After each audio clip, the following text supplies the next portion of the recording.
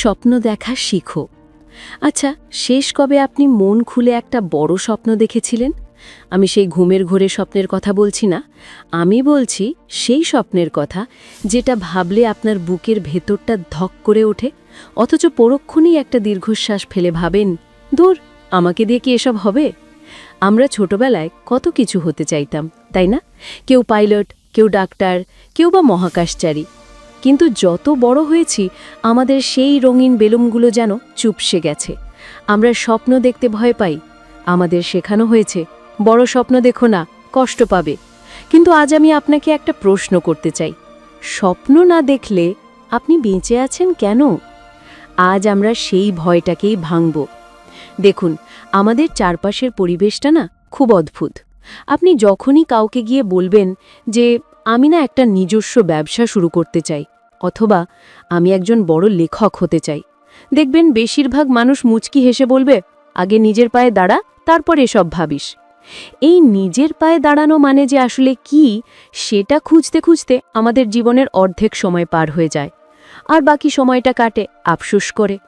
আমি জানি আপনারা যারা এখন আমার কথা শুনছেন, তাদের অনেকের মনের মধ্যেই একটা চাপা কষ্ট আছে। মনে হয় আমি হয়তো স্পেশাল কিছু করতে পারতাম, কিন্তু পরিস্থিতির চাপে পড়ে তার হলো না। আসলে সমস্যাটা পরিস্থিতির না, সমস্যাটা হলো আমাদের মাইন্ডসেটের বা মানসিকতার। আমরা স্বপ্ন দেখি, কিন্তু সেই স্বপ্নের উপর বিশ্বাস রাখতে পারি না। ইউটিউব বা ফেসবুকে আমরা প্রায় বেস্ট মোটিভেশনাল ভিডিও বাংলা লিখে সার্চ দিই, তাই না? আমরা খুঁজি এমন কোনো জাদুর কাঠি যা ছোঁয়ালে রাতারাতি জীবনটা বদলে যাবে। কিন্তু সত্যিটা কি জানেন? স্বপ্ন দেখাটা যতটা সহজ, সেটাকে বাস্তবে রূপ দেওয়া ততটাই কঠিন, কিন্তু অসম্ভব নয়। ওই মোটিভেশনাল ভিডিওগুলো হয়তো আপনাকে 10 মিনিটের জন্য চার্জড আপ করবে, কিন্তু ভিডিও শেষ হবার পর লড়াইটা কিন্তু আপনাকেই করতে হবে। একটা খুব সাধারণ উদাহরণ দিই। ধরুন আপনি ঠিক করলেন আপনি গায়ক হবেন, বা আপনি একজন খুব ভালো ফ্রিল্যান্সার হবেন। শুরুর দিকে আপনার প্রচুর আগ্রহ থাকবে, মনে হবে বিশ্ব জয় করে ফেলব। কিন্তু 2 মাস 3 মাস যাওয়ার পর যখন দেখবেন পকেটে টাকা আসছে না, বা কেউ আপনার কাজের প্রশংসা করছে না, তখন মনে হবে আমি বোধহয় ভুল পথেই এসেছি। ঠিক এই জায়গাটাতেই 99% মানুষ হেরে যায়। তারা স্বপ্ন দেখা বন্ধ করে দেয়। কিন্তু যারা ইতিহাস গড়েছে, তারা কি করেছে জানেন? তারা থামেনি। স্বপ্ন দেখা মানে শুধু বিছানায় শুয়ে কল্পনার প্রাসাদ বানানো নয়। স্বপ্ন দেখা শেখা মানে হলো ব্যর্থ হওয়ার ভয়টাকে জয় করা। আপনি যখন বড় কিছু ভাববেন, তখন বাধা আসবেই। আপনার কাছের মানুষরাই আপনাকে নিয়ে হাসাহাসি করবে। তারা বলবে, তোর দ্বারা কিচ্ছু হবে না। এই কথাগুলো শুনতে খুব খারাপ লাগে আমি জানি, কিন্তু এগুলোকে জ্বালানি হিসেবে ব্যবহার করতে শিখুন। আমরা অনেক সময় ভাবি সফল মানুষের জীবন বোধহয় খুব মসৃণ ছিল, কিন্তু আমরা তাদের পেছনে স্ট্রাগল বা লড়াইটা দেখি না। আমরা ভাবি, ইস, ওর যদি ভাগ্যটা আমার হতো। কিন্তু ভাগ্য বলে কিছু নেই, যেটা আছে সেটা হলো জেদ। স্বপ্ন দেখার প্রথম শর্তই হলো জেদ থাকা। এখন আসি একটা গুরুত্বপূর্ণ কথায়। আমরা অনেকেই ভাবি স্বপ্ন পূরণ করতে হলে বোধহয় অনেক টাকার দরকার বা মামা চাচা দরকার। এটা ভুল ধারণা। স্বপ্ন পূরণ করতে হলে দরকার একটা পরিষ্কার রোডম্যাপ।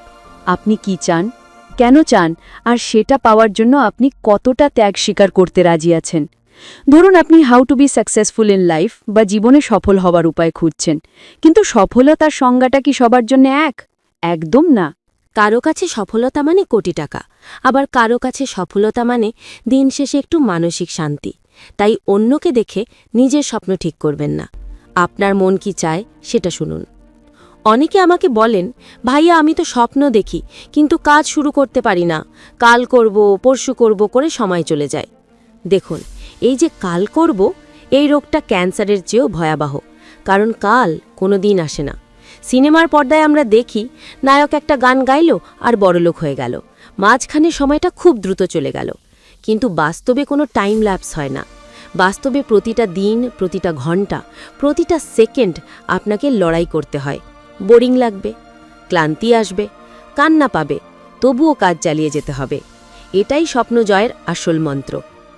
স্বপ্ন দেখতে শিখতে হলে আপনাকে আগে নিজেকে ভালোবাসতে হবে। আমরা নিজেকে বড্ড অবহেলা করি।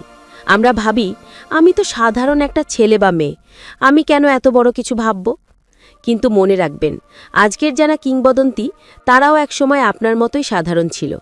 তাদের যেটা ছিল সেটা হলো নিজের ওপর অন্ধবিশ্বাস। একটা কথা খুব মনোযোগ দিয়ে শুনুন। আপনার জীবনটা একটা সাদা ক্যানভাস। এখানে আপনি কি ছবি আঁকবেন সেটা সম্পূর্ণ আপনার ওপর। আপনি চাইলে এটাকে হিজিবিজি দাগ কেটে নষ্ট করতে পারেন, আবার চাইলে একটা মাস্টারপিস তৈরি করতে পারেন। তুলিটা কিন্তু আপনার হাতেই। লোকে কি বলল তাতে কান দেবেন না, কারণ দিন শেষে আপনার ক্ষুধার কষ্ট আপনাকেই সহ্য করতে হবে, লোকেরা এসে খাবার দিয়ে যাবে না। স্বপ্ন দেখার আরেকটা বড় ধাপ হলো ধৈর্য ধরা। এখনকার যুগে আমাদের ধৈর্য খুব কম। আমরা চাই আজ গাছ লাগাবো, কালই ফল খাবো। কিন্তু স্বপ্নের গাছটা একটু ধীরে বাড়ে। এটার যত্ন নিতে হয়, জল দিতে হয়, ঝড় বৃষ্টি থেকে বাঁচাতে হয়। আপনি যদি মাঝপথে হাল ছেড়ে দেন, তাহলে তো আপনি নিজেই নিজেকে প্রমাণ করলেন যে আপনি যোগ্য নন। মাঝে মাঝে একা বসে ভাববেন, চোখ বন্ধ করে নিজেকে 5 বছর বা 10 বছর পর কোথায় দেখতে চান সেটা কল্পনা করবেন। ওই যে ফিলিংসটা, ওই যে আনন্দটা, ওটাই আপনার চালিকা শক্তি। যখনই হতাশ লাগবে ওই দৃশ্যটা মনে করবেন। মনে করবেন কেন আপনি শুরু করেছিলেন। ভয় পাওয়াটা দোষের কিছু না। সবারই ভয় লাগে। নতুন কিছু শুরু করতে গেলে বুক কাঁপে, হাত পা ঠান্ডা হয়ে যায়। এটা খুব স্বাভাবিক। কিন্তু সাহস মানে ভয় না থাকা নয়।